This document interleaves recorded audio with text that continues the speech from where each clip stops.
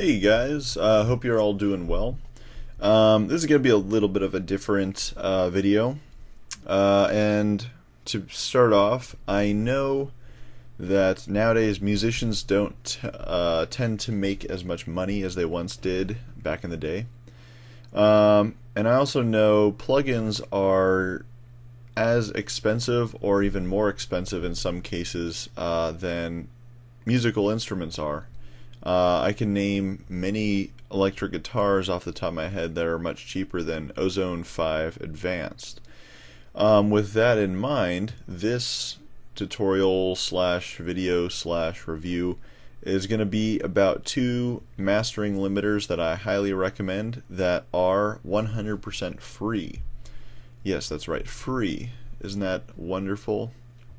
And they don't sound half bad either. I have a bit of a love affair with Ozone 5, and I have to admit, these are really, really solid limiters. I wouldn't say they're quite doesn't quite hit the standard that Ozone or even the Waves limiter hits, but it's up there, and for something that's free, it's just phenomenal. So to begin with, this right here is limiter number 6. It's a little bit more complicated than the one I'm going to show you in a little bit. If you Google limiter number 6 VST, this will pop up, but I'll also leave a link in the description to make it easy for you. On this side, it's sort of your gain staging type of dynamic processing. The left here is an optional compressor. The right here is an optional limiter. Again, gain staging, you could use it kind of as a mixed glue before you actually hit the true mastering limiter. But you can see right here is the gain, your ratio you'd see on any typical compressor. Your attack, release settings, again, typical kind of compressor settings or knobs. And then dry mix, it's kind of an interesting option. Not too many compressors tend to have that built in, but what it allows you to do is parallel compression. So very cool. And then finally, this is the on-off switch. You can see that bypass is off. This is mid-side mode, which allows you to do mid-side compression. Basically allows you to compress either the side content or the mid mono content of an input. And then finally, just regular on. And then up here in the middle, we got our gain staging limiter. It allows you to vary the threshold between high frequency and low frequency content. Here's the regular threshold. Here is the high frequency threshold. Here's the gain, as you can see. Mode, this allows you to do different characteristics. Brick wall is kind of like your standard infinity to 1 ratio. Soft, it's kind of like a soft clipper. Mid-side mode, as we've said before, and then multi-band allows you to affect different frequency ranges with different settings of compression. Kind of like a multi-band compressor, I would say. Type, it's the character of the release. So we have type A, 1, 2, 3, and C. Let's get C here. Basically, they're different release characteristics, and they basically give your sound a different punch, different transient feel, and again, a different release. So try them out and see which one sounds best to you. Peak limiter is either on, off, or in linked mode, which allows you to do independent limiting of the left or right channel. If you don't know what I mean by that, don't worry too much about it. And then the speed obviously allows you to affect the speed of the limiter. And then this allows you to either turn on or off the high frequency threshold on this limiter. Now here's the meat and potatoes of this plugin. Let me turn this back down to 0. This right here is the mastering limiter part of the plugin. And basically the gain is the amount of gain before the limiter that is added.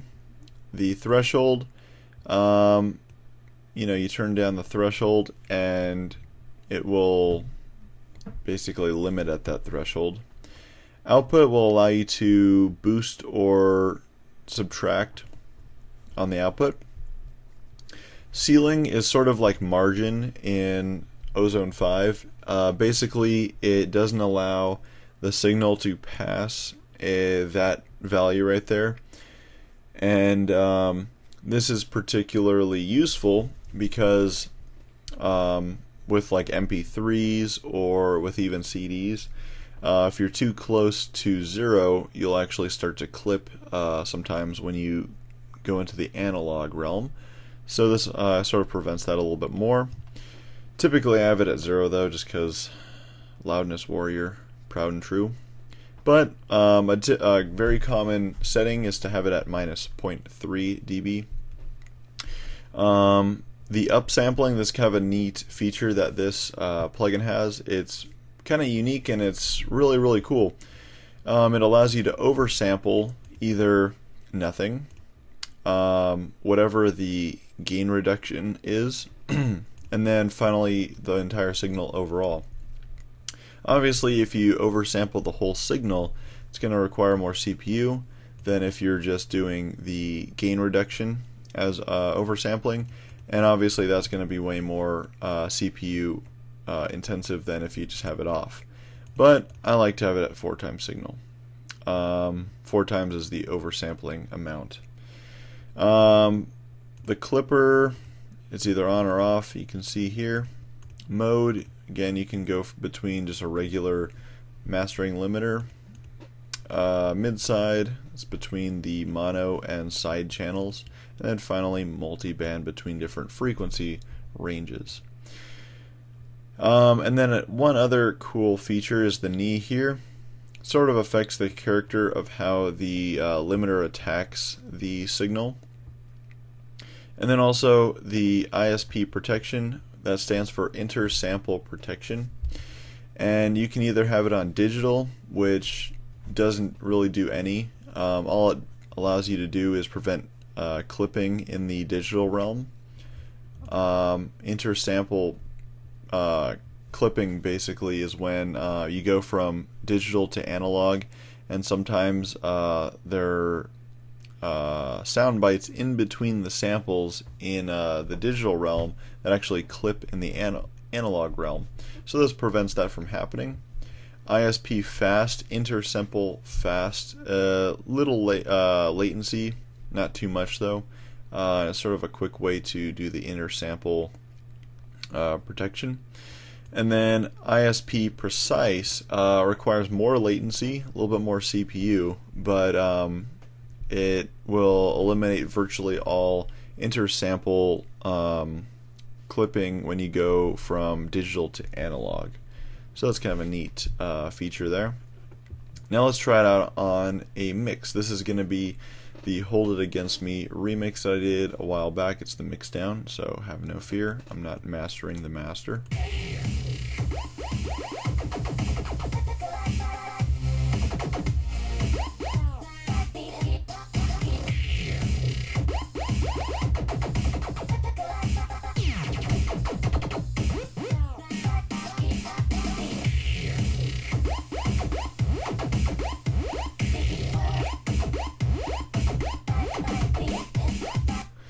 So you can see right there, we can push it all the way up to even minus 2 RMS, and this still sounds pretty darn good. And I mean, that's all I really want in a mastering limiter, something that'll really sound good when you start to really push it.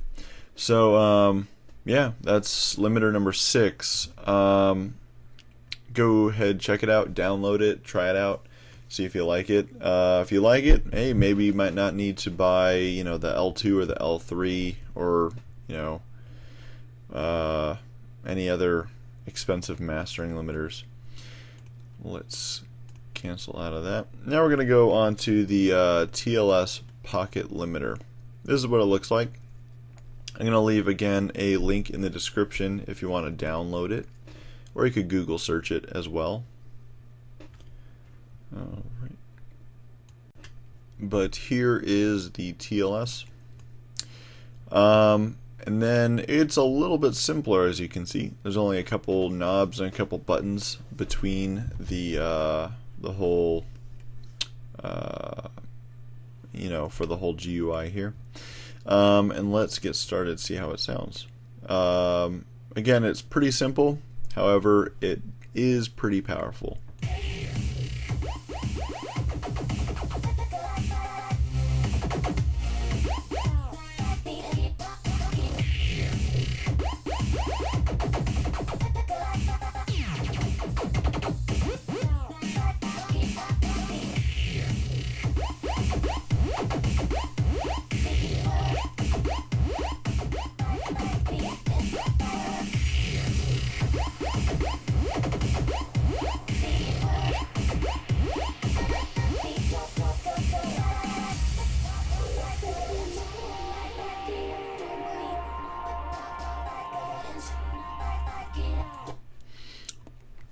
Okay, and this one I would say is, I believe between the two limiters, is the better. Just to my ears, it retains the dynamics better than limiter number 6. And it's also quite a bit easier to use, as you can see. The knee, to begin with, the knee setting, oh, that's cool. Has a little bit of credits right there if you click on the nails right there. So the knee is just like the other plugin. It sort of allows you to go from soft clipping, the softest being 100%, down to hard clipping, or I would say close to hard clipping. And gain, that's again the gain before the limiter. Then the more you turn it up, the more the gain is going to be before the limiter, and the more the limiter has to work. Next is going to be IQ, this little IQ button here. Basically, if you have it turned on, it's supposed to be sort of smart limiting, and it's supposed to be ideal for mastering. And you will notice there's a little bit of a difference in terms of character between IQ on and off. I tend to prefer it on. I've heard of people having problems with it on, but I've had better experiences with it on myself. Stereo link, that again lets you do independent limiting of each left and right channel. I have it on because that way they'll be independent. If you don't understand that, have no worries. And then finally the knee right here, this isn't actually a button, this is simply a meter. Whenever the knee's getting hit, it'll light up. But that's kind of how this works. Let me just give you another demo right here.